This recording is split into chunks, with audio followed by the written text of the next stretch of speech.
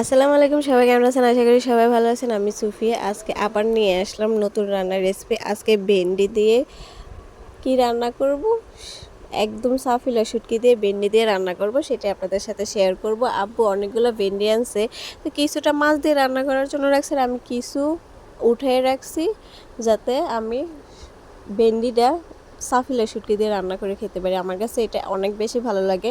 আমি first time করি নাই, আমি অনেক দুইবার এই নিয়ে রান্না করা হয়ে গেছে আমার কাছে তো এত বেশি ভালো লাগছে কি বলবো। তো এখন আমি একটা পাতিল নিয়ে নিছি, কিছু আলু কুটে নিছি, কুটে ধুয়ে সুন্দর করে দিয়ে দিছি। এখন পেঁয়াজ কুচি দিব, হলুদ মরিচ, তারপর রসুন বাটা দিছি, দিয়ে তারপর এখন শুটকিগুলো আমি দিব, দিয়ে তারপর এখন বসাই দিব সুন্দর করে। এখন বলক চলে আসবে। আর কারা আমার মতো এভাবে ভেন্ডি শুটকি দিয়ে খাইছেন অবশ্যই কমেন্ট করে জানাবেন। বাট আমি তো দ্বিতীয়বার খাইছি, আমার কাছে ভালো লাগছে প্রথমবার, এই জন্য আবার ভাবলাম যে আবার রান্না করে আপনাদের সাথে আবার শেয়ার করি। প্রথমবার এটা তো আর আমি রান্না করতে পারিনি। আর এই দেখেন সুন্দর বলক চলে আসছে। মাছ দিয়ে রান্না করছে, তো ওইটা আমার কাছে এত বেশি ভালো লাগে না, বাট ভালো লাগছে, কিন্তু এতটাও লাগে না, বাট এটা ভালো লাগছে বেশি। এখন একটু আমি আড়া ভাঙ্গা করে নিব, আলুগুলো সিদ্ধ হয়ে গেছে। আর এত বেশি মজা হয়, এত বেশি ভালো লাগে এটা। আর এত ঝাল ঝাল করছি, দেখেন কালারটা দেখলে তো বলতে পারবেন যে কতটা ঝাল হয়েছে, কতটা স্পাইসিভাবে এটা রান্না করছি। আর যারা যারা ভেন্ডি অবশ্যই এভাবে শুটকি দিয়ে রান্না করবেন, একটু ঝালটা একটু বেশি দেওয়ার জন্য চেষ্টা করবেন, কারণ ঝাল বেশি হলে অনেক বেশি ভালো লাগে। আর এই দেখেন আমি একদম দেখাইতেছি কতটা আড়া ভাঙ্গা করে ফেলছি আলুটা করে। এখন আমি ভেন্ডিগুলো দিয়ে দিব, ভেন্ডিগুলো দিয়ে সুন্দর করলে লাড়া দিয়ে দিব যাতে সবগুলো মশলা এটার সাথে অ্যাডজাস্ট হয়ে যায়। আর একটু গাঢ়া গাঢ়া হয়েছে আলুটা ভাঙ্গার পরে। আর সবাই নাকি মানে বেশিরভাগই আমি দেখছি যে মুসুরির ডাল দিয়ে রান্না করে, বাট আমার কাছে মুসুরির ডালটা ভালো লাগে না, আমি আলু বেশি পছন্দ করি, এই জন্য আলুটা দিয়ে রান্না করলাম। আর এত বেশি ভালো হয়েছে।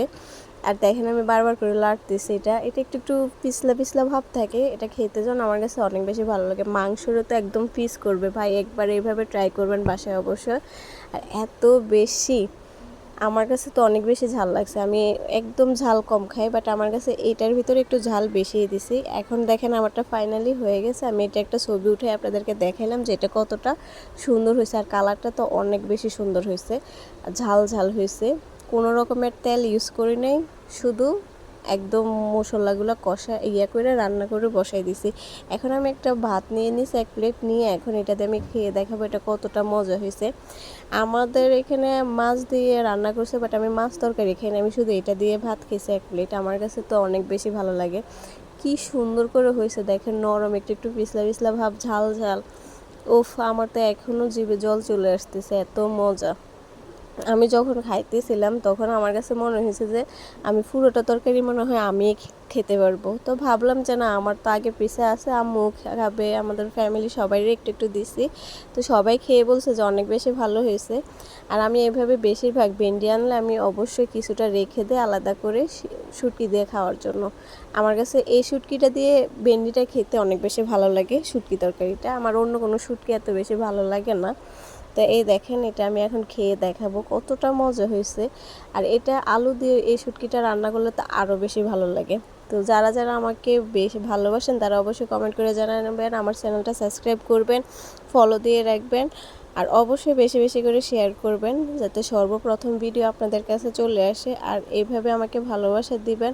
আর দেখেন আমার ফাইনালি ভাত অর্ধেক খাবার শেষ আমার। একবার আমি বললাম না, পুরো এক প্লেট ভাত মনে আমি এটা দিয়ে খাইছি, আমি আর অন্য কোনো কিছু নেই নাই।